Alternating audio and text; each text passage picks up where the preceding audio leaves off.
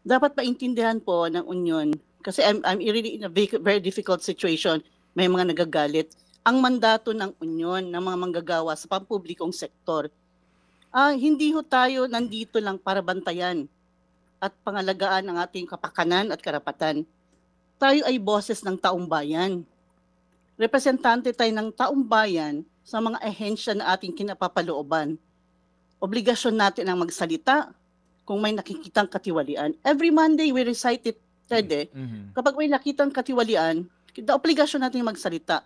Obligasyon natin ang pumuna, pamunuan kung may nakikitang mali. Opo. So sana maintindihan din ng mga empleyado kasi we also issued a statement yesterday, year-end message namin. Ang mga empleyado, ito maintindihan mo rin, very demoralized na, Sir Ted.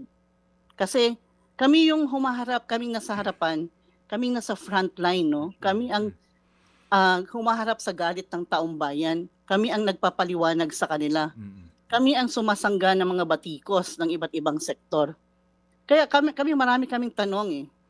May pera ba talaga? Sobra-sobra ba talaga ang pera? Bakit laging sinasabi? Bakit hindi sasabihin ang totoo? Kaya tayo walang subsidy.